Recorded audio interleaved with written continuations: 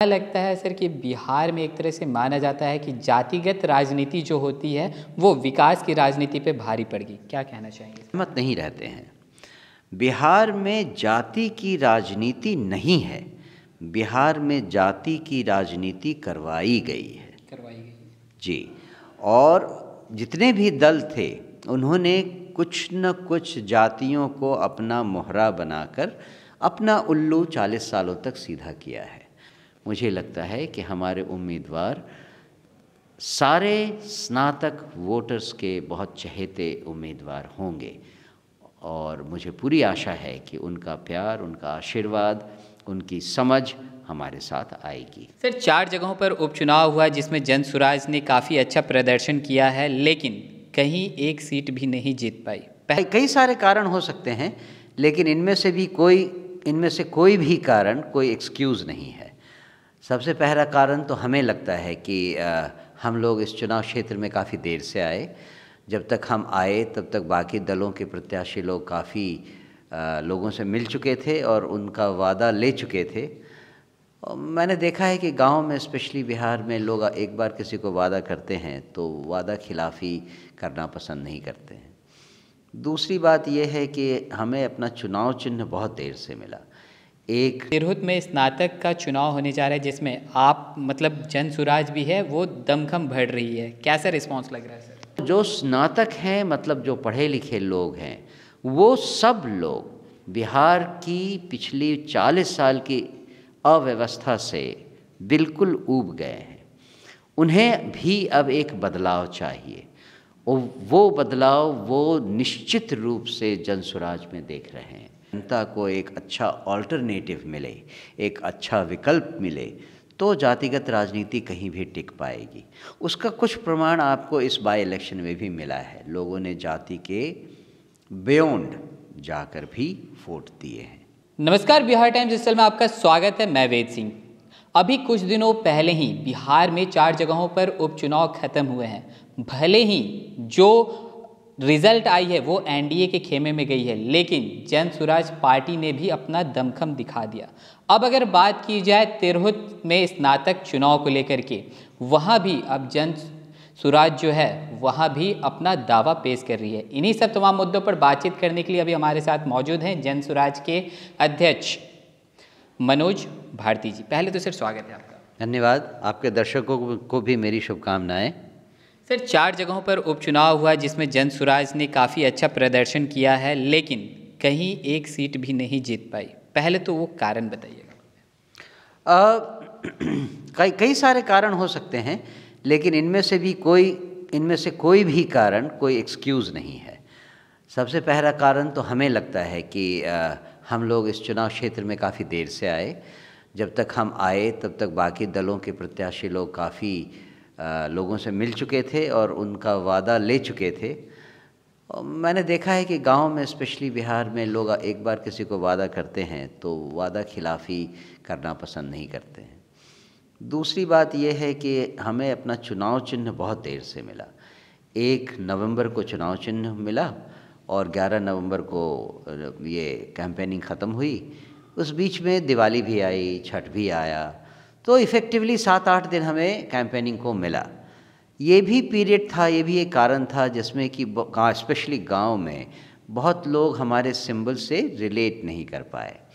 लेकिन हमें लगता है कि हम और हमारी टीम हर गांव में, हर परिवार तक पहुंच गई थी और उनको अपना संदेश दिया था हमने।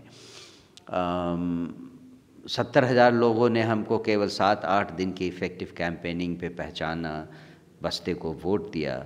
ये एक बहुत बड़ी बात है और इससे हम बहुत एनर्जी ले रहे हैं, ऊर्जा ले रहे हैं और हम जानते हैं कि अगर हमारे पास ज़्यादा समय रहा तो अगले चुनाव तक हम काफ़ी अच्छा रिज़ल्ट लाएंगे। उस चुनाव से पहले सर अभी तिरहुत में स्नातक का चुनाव होने जा रहा है जिसमें आप जनसुराज भी है, वो दमखम भर रही है, कैसा रिस्पांस लग रहा है सर? हमारे प्रत्याशी हमारे वादों के अनुसार एक ज़मीन से जुड़े हुए और लोगों के बीच से उठे हुए बहुत काबिल और बहुत रिनाउंड प्रसिद्ध डॉक्टर हैं, और मुझे लगता है कि उनकी व्यक्तिगत खूबियों से आम जनता भी, स्पेशली जो स्नातक वोटर हैं, वो बहुत अच्छी तरह वाकिफ़ है। जहाँ तक उनका जनसुराज की तरफ से खड़ा होने का सवाल है और इसके फ़ायदे गिनाऊं, तो जो स्नातक हैं, मतलब जो पढ़े लिखे लोग हैं, वो सब लोग बिहार की पिछली 40 साल की अव्यवस्था से बिल्कुल ऊब गए हैं। उन्हें भी अब एक बदलाव चाहिए, और वो बदलाव वो निश्चित रूप से जनसुराज में देख रहे हैं। मुझे लगता है कि हमारे उम्मीदवार सारे स्नातक वोटर्स के बहुत चहेते उम्मीदवार होंगे, और मुझे पूरी आशा है कि उनका प्यार, उनका आशीर्वाद, उनकी समझ हमारे साथ आएगी। चलिए, अगर वही बात करें कि उपचुनाव में 4 जगह जो उपचुनाव में जो नतीजे आए हैं उसमें जनसुराज जो है वो थोड़ी पीछे रह गई, क्या लगता है सर कि बिहार में एक तरह से माना जाता है कि जातिगत राजनीति जो होती है वो विकास की राजनीति पे भारी पड़ गई, क्या कहना चाहेंगे इस पर? आपने जो स्टेटमेंट दिया उससे हम सहमत नहीं रहते हैं।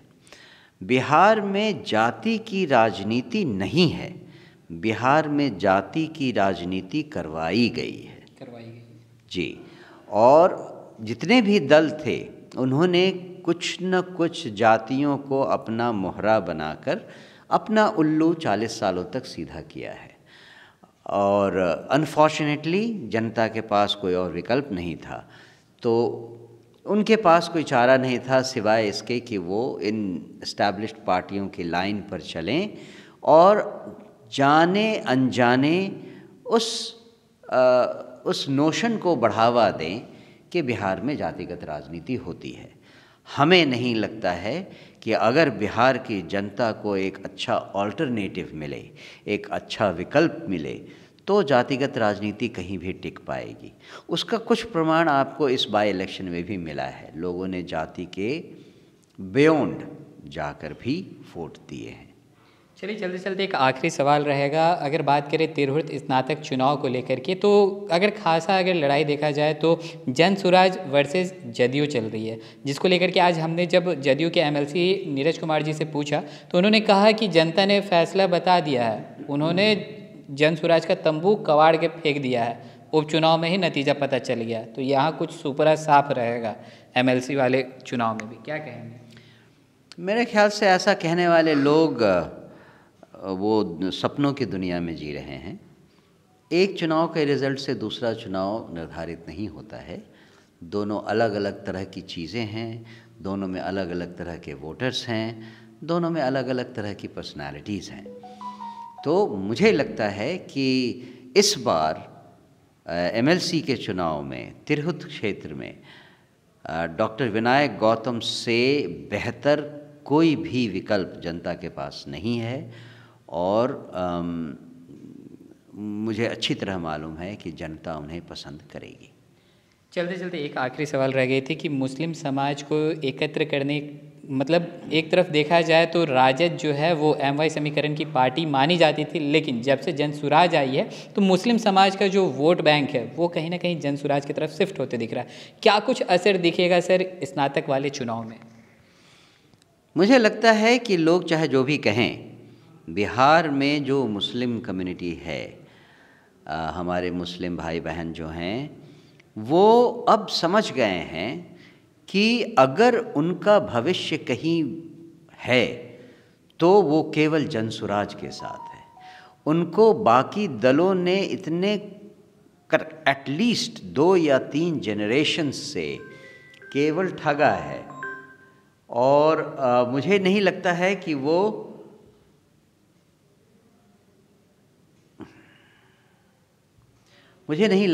कि वो फिर से उसी जाल में फंसेंगे जिस जाल में उनको 40-50 सालों तक तड़पना पड़ा है। वो जानते हैं कि उनका इस्तेमाल किया गया है, उनको जो भागीदारी मिलनी चाहिए थी वो नहीं मिली है।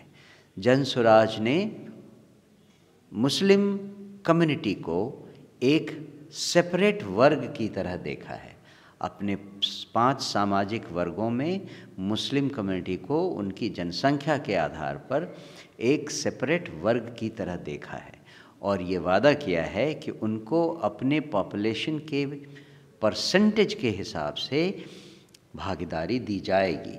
इसी हिसाब से हमने वादा किया है कि 40 सीटों पर हमारे मुस्लिम भाई बहन ही लड़ेंगे और इतना बड़ा प्रोपोर्शन किसी और पार्टी में अगर हिम्मत हो तो वो करके दिखाएं।